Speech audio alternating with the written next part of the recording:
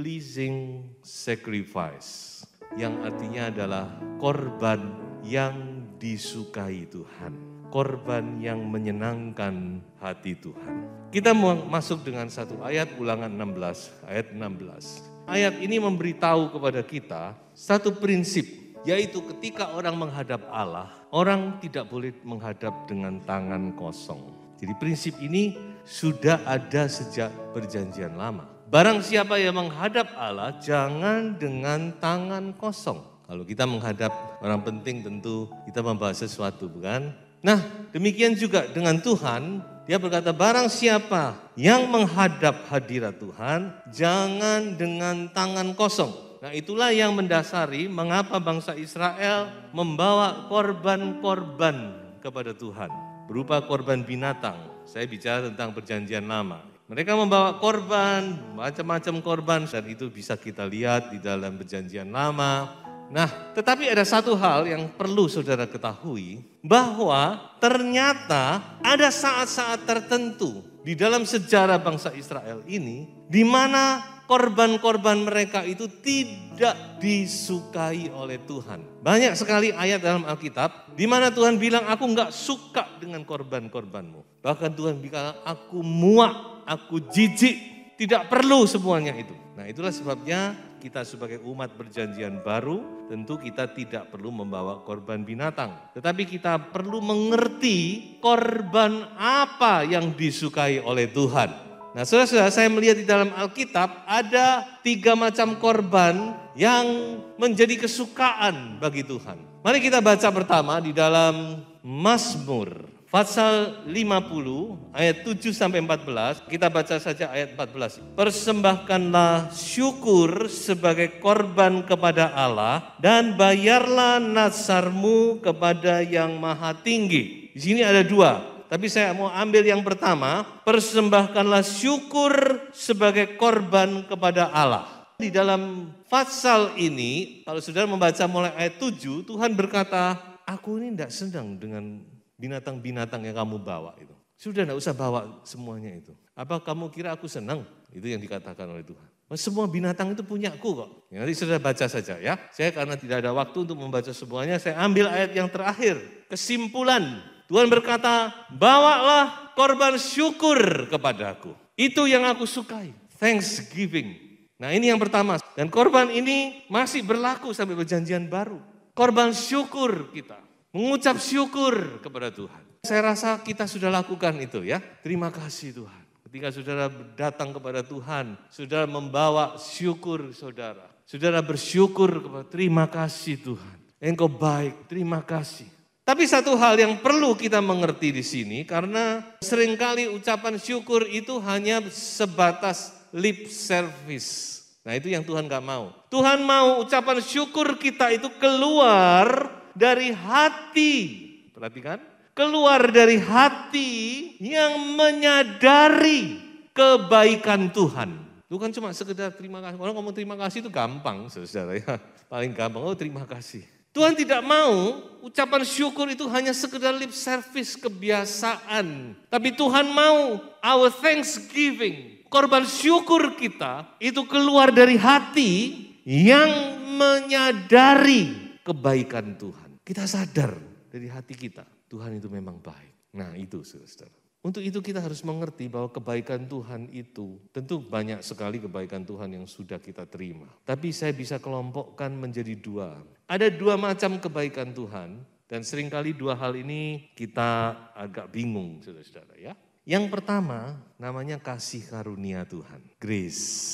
Dalam bahasa asli Alkitab, karis.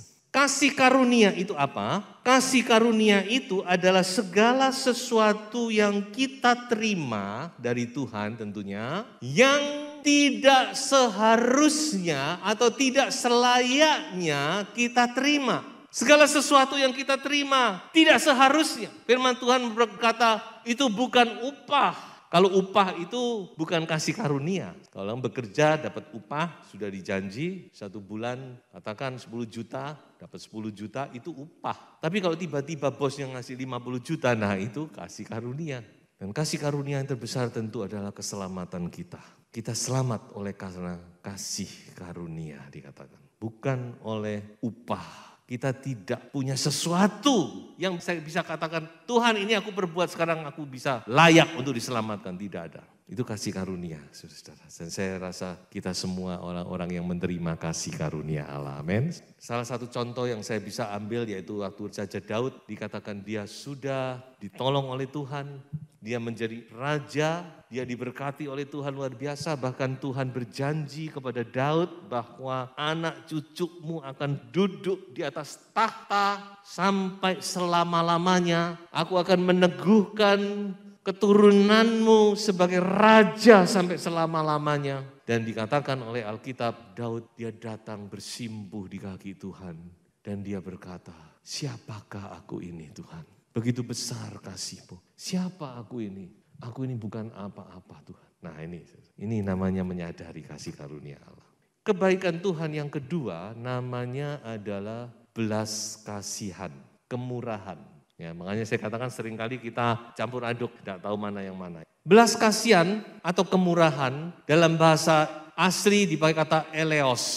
Eleos ini adalah belas kasihan atau kemurahan atau compassion. Belas kasihan. Nah kalau belas kasihan itu sedikit berbeda. Belas kasihan adalah segala sesuatu, perhatikan, yang tidak kita terima, tetapi seharusnya itu kita terima.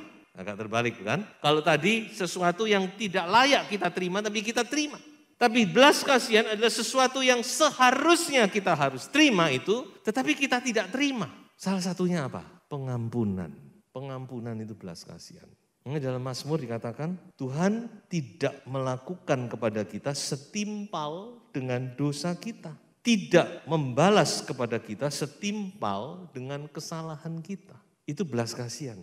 Jadi 2 hal ini kita terima dari Tuhan. Jangan lupa, kasih karunia kita terima, belas kasihan juga kita terima. Saudara masih ingat cerita dalam Matius 18? Seorang yang berhutang puluhan triliun mungkin kepada seorang raja dan dia tidak bisa membayar. Lalu raja ini berkata, kamu ini harus dijual seluruh rumahmu, anakmu semua jadi budak seumur hidup untuk membayar ini. Waduh dia minta belas kasihan. Akhirnya dikatakan raja itu tergerak oleh belas kasihan. Lalu dia bilang, oke, aku bebaskan. Wah sudah. Ini belas kasihan sudah. Seharusnya dia harus menjadi budak, sekarang dibebaskan malahan. Tapi sayang ketika dia keluar, dia melihat temannya yang berhutang cuma ratusan ribu, dia cekik lehernya, dia bilang bayar atau kamu masuk penjara. Nah itu, makanya pengampunan ini Tuhan sangat-sangat perhatikan saudara. Karena kita ini diampuni ini belas kasihan. Dan terus terang saya di hadapan Tuhan, saya cuma minta yang kedua ini,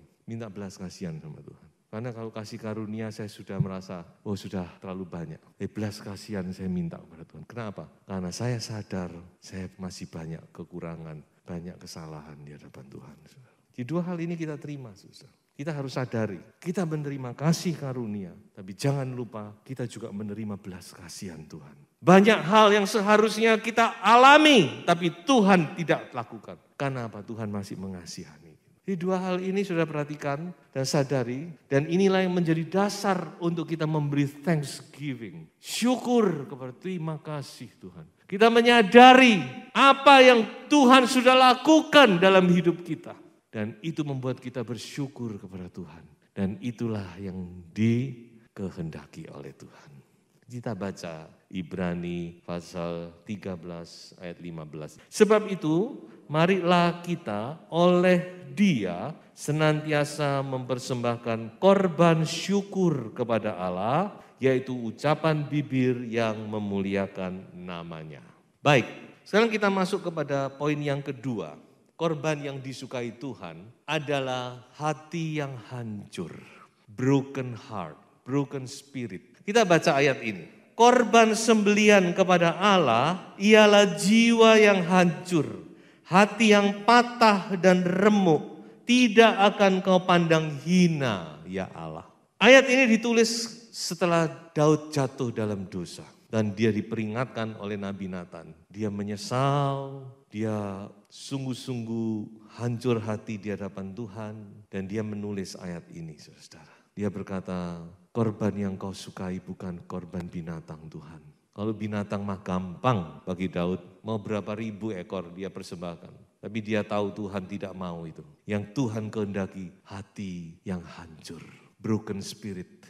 Hati yang remuk di hadapan Tuhan. Dan itu yang dia persembahkan kepada Tuhan. Sebab itu Tuhan pulihkan Daud. Nah ini lebihnya Daud dari Saul, saudara. Saul tidak mengerti ini. Saul pikir Tuhan, ini ada, aku khusus selamatkan ini lembu-lembu yang tambun, korban domba-domba yang tambun, aku mau berikan kepada Allah.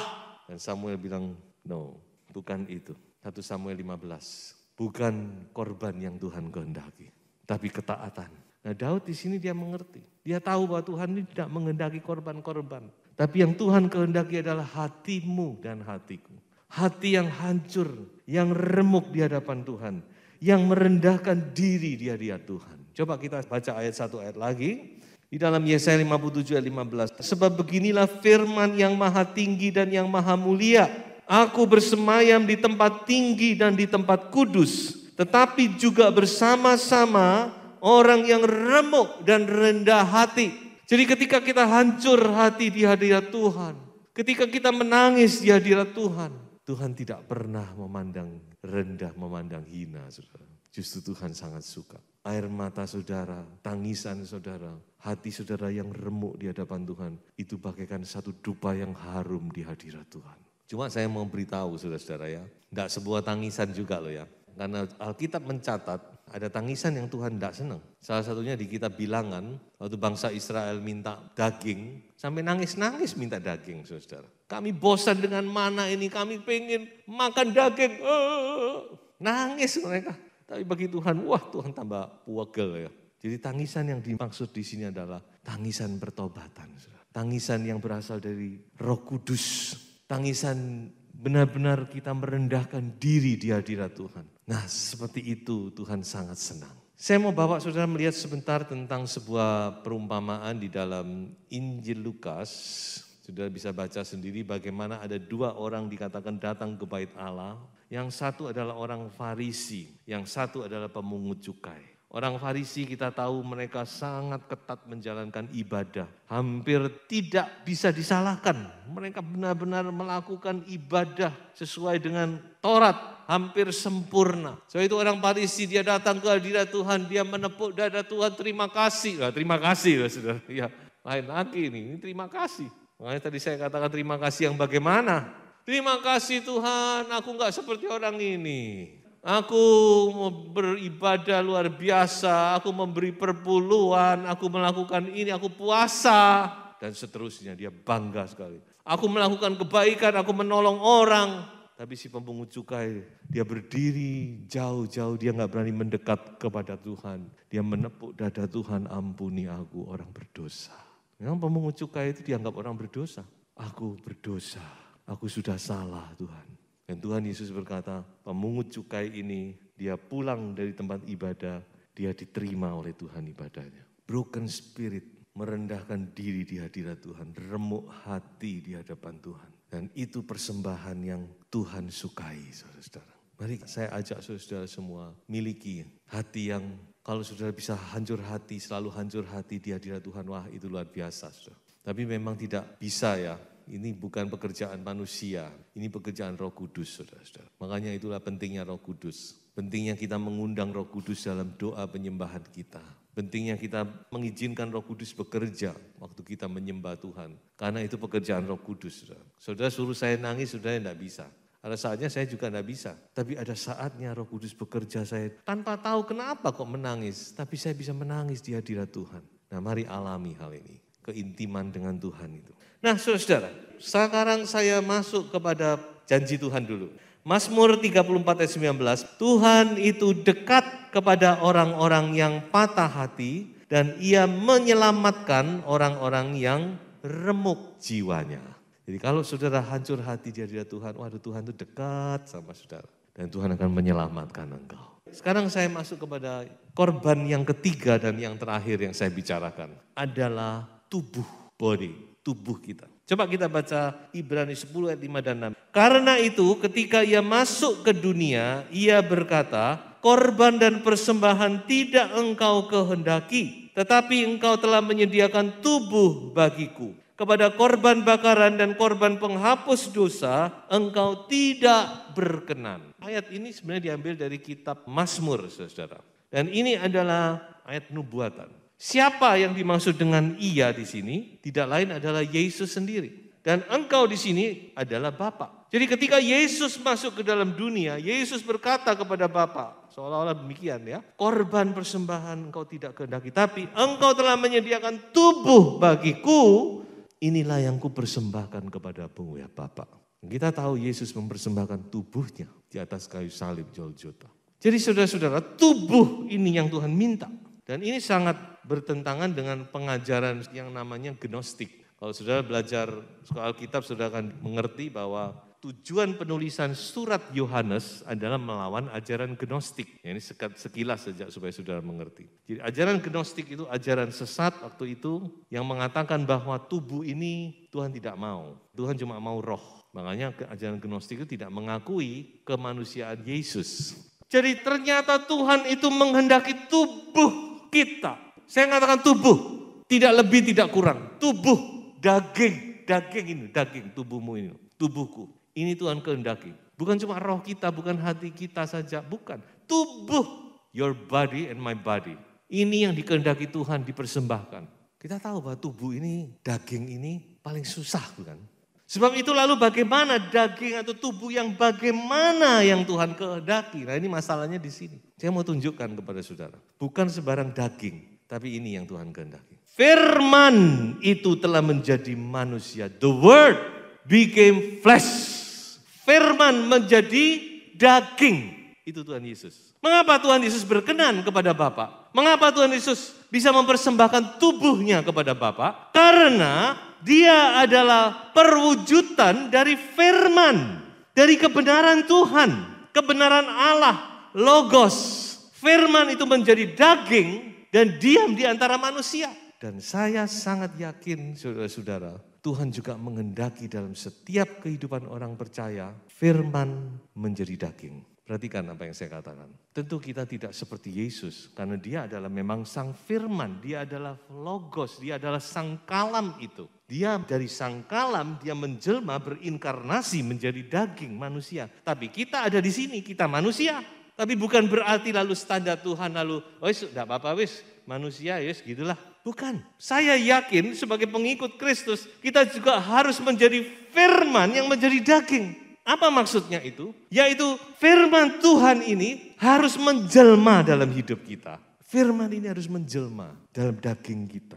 Hidup kita ini harus penjelmaan dari firman. Saya masih ingat ada seorang guru besar Alkitab. Dia diakui dunia sebagai teaching apostle, rasul pengajar. Namanya adalah Bapak Pendeta Kevin Conner. Sudah meninggal beberapa tahun yang lalu.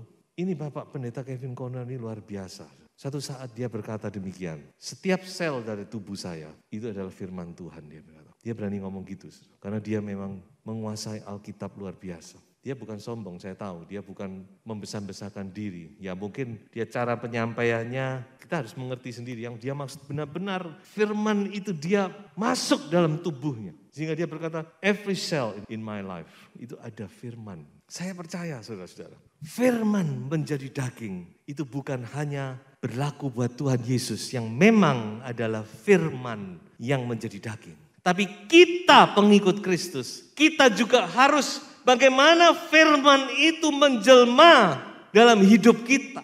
Sehingga ketika orang melihat kita, melihat hidup kita, melihat firman Tuhan, melihat kebenaran firman Tuhan. Nah itu tubuh kita akan menjadi sesuatu yang berkenan kepada Tuhan. Jadi bukan sebarang daging. Tuhan menghendaki daging kita dipersembahkan, tubuh kita, tapi tubuh yang bagaimana? Nah ini kan masalahnya di sini. Tubuh yang merupakan penjelmaan dari firman. Dan ini proses yang tidak mudah. Bagaimana tubuh kita, hidup kita ini merupakan penjelmaan dari firman Tuhan. Orang melihat kita, melihat firman. Melihat kita, melihat Yesus sang firman itu. Banyak orang berkata apa? Kristen itu apa? Kristus kecil katanya. Ya ini, bagaimana orang bisa melihat kita. Terutama orang dunia melihat kita. Dia tahu, melihat ada firman di sini. Minimal dia tahu ada firman dalam hidup kita. Jadi itu dalam perenungan saya, saudara-saudara, saya rasa ada dua hal yang sangat penting. Proses ini dari firman menjadi daging ini ada dua hal yang penting. Dua hal saja. Yang pertama Roh Kudus.